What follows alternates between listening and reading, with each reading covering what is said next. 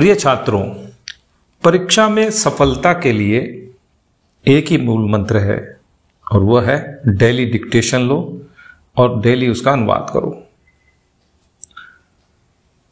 यह बहुत आवश्यक है। यदि आप इस तरह प्रतिदिन अभ्यास करते हैं तो हमारा विश्वास है कि सफलता आपके कदमों को अवश्य चूमेगी। मैं ये भी कहना चाहता हूं कि हमारे चैनल के एनालिटिक्स से स्पष्ट होता है कि चैनल को बड़ी संख्या में छात्र पसंद करते हैं, डेली डिक्टेशन भी लेते हैं, पर यह भी है कि 50% से अधिक ने इसको सब्सक्राइब नहीं कर रखा है। तो आपसे अनुरोध है कि कृपया हमारे इस चैनल को सब्सक्राइब कर लें। इससे हमें काफ़ी सपोर्ट मिलेगा और आपको वीडियो भी तुरंत मिलेगा। तो चलिए आज का डिक्टेशन शुरू करते हैं। तैयारी स्टार्ट। कोलकाता के आरजीकर अस्पताल की जूनियर महिला डॉक्टर से रेप व हत्या के बाद से जारी गतिरोध खत्म होने को सुखद संकेत ही कहा जाना चाहिए। करीब 3 माह पहले हुई इस वारदात ने न केवल कानून व्यवस्था पर सवाल खड़े किए बल्कि कार्यस्थल पर महिलाओं की सुरक्षा को लेकर भी कड़े बंदोबस्त की आवश्यकता महसूस की जाने लगी थी। इस घटना की शिकार हुई जूनियर महिला डॉक्टर को न्याय दिलाने के लिए आंदोलनरत डॉक्टरों से सरकारी स्तर पर संवाद का दौर बना रहना भी आंदोलन समाप्ति से जुड़ा अहम पहलू रहा।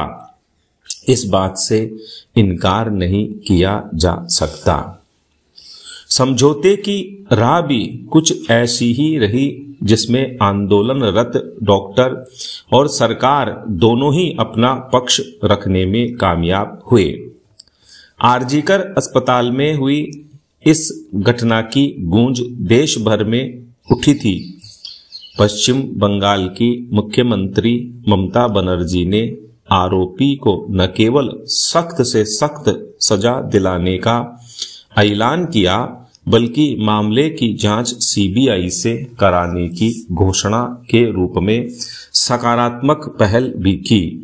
संतोष की बात यह भी है कि पश्चिम बंगाल सरकार ने भी आंदोलन को दबाने के प्रयास करने के बजाय डॉक्टरों की चिंताओं से खुद को जोड़े रखा। डॉक्टरों के इस लंबे आंदोलन को शांतिपूर्ण ढंग से समाप्त कराकर सीएम ममता बनर्जी ने निश्चित रूप से विपक्षी दलों के मंसूबों पर भी पानी फेरा है। विपक्षी दल इस मामले को राज्य की सरकार के खिलाफ एक बड़ा मुद्दा बनाने की कोशिश में थे। इतना भी तय था कि आंदोलन और लंबा खिंचता तो राज्य में स्वास्थ्य सेवाओं के बाधित होने से जनता के बीच असंतोष बढ़ सकता था। आंदोलनकारी डॉक्टर 10 सूत्री मांगों में से अधिकांश मांगे तो मनवाने में कामयाब हो गए, लेकिन राज्य के स्वास्थ्य सचिव को बदलने की सबसे बड़ी मांग को सरकार ने खारिज कर दिया। आंदोलन के बाद राज्य सरकार ने अस्पतालों में सुरक्षा के लिए दीर्घकालिक नीतियों पर विचार, सुरक्षा मानकों में सुधार और डॉक्टरों के लिए विशेष हेल्पलाइन की शुरुआत करने के साथ आपातकालीन स्थितियों से निपटने के लिए नए नियम बनाने का आश्वासन दिया है। आंदोलनरत डॉक्टरों से किए गए वादे पूरे होते हैं या अधूरे रहते हैं, यह तो समय ही बताएगा। यह जरूर कहा जा सकता है कि किसी भी आंदोलन का समाधान बातचीत से ही संभव है। चिकित्सा जैसी आपातकालीन सेवाओं को तो आंदोलनों से दूर ही रखा जाना चाहिए। यह तब ही संभव हो सकता है जब सरकारी नुमाइंदे व चिकित्सक दोनों ही परेशान मरीजों और उनके परिजनों की जगह खुद को रखकर देखें। पैरा 8वीं 10वीं कक्षा में पढ़ने वाले कम उम्र के बच्चे भी जब ऑनलाइन गेमिंग की आड़ में जुए की लत का शिकार होने लगे तो चिंता होना स्वाभाविक है। यह चिंता इसलिए भी क्योंकि इस लत का शिकार होने वाले बच्चे भी कर्ज के दलदल में धंसते जा रहे हैं।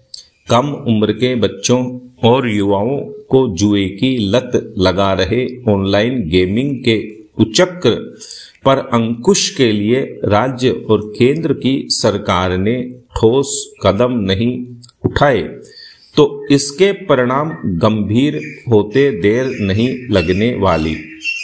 हालत यहाँ तक हो गई है कि अभिभावकों को अपने गहने और घर बेचकर बच्चों का लिया कर्ज चुकाना पड़ रहा है।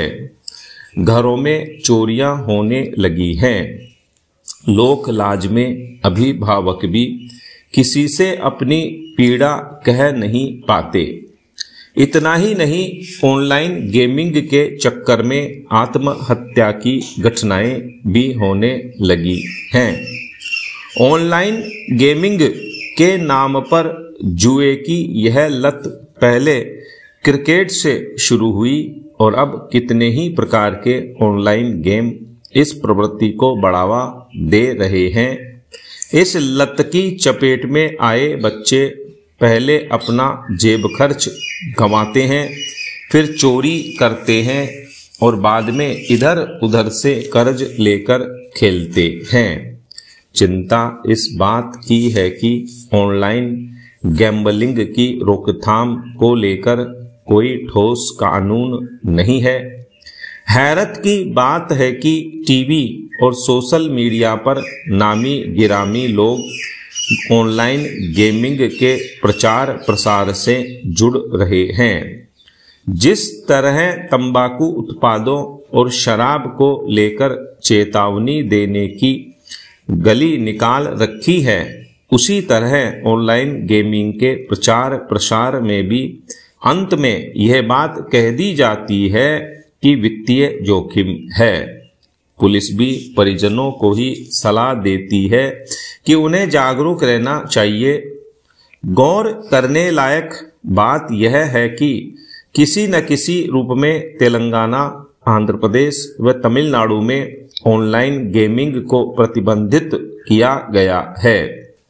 घर परिवार बर्बाद होने के दुष्परिणाम सामने आने पर कुछ राज्य सरकारें तो चेत गई, पर राजस्थान सहित देश के कई अन्य राज्यों में अभी ऐसा नहीं है।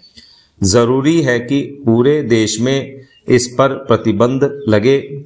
जैसे एक समय लॉटरी के टिकट खरीदने की लोगों की आदत छुड़वाई गई थी, वैसे ही अब ऑनलाइन गेमिंग पर अंकुश के लिए कानून और प्रतिबंध की सख्त जरूरत है। परिवार भी ध्यान रखें कि मोबाइल पर बच्चों की गतिविधियों को ट्रैक करते रहें। दुष्परिणाम भुगतने से अच्छा है कि परिवार के सदस्य एक दूसरे के लिए वक्त निकालें। स्टॉप।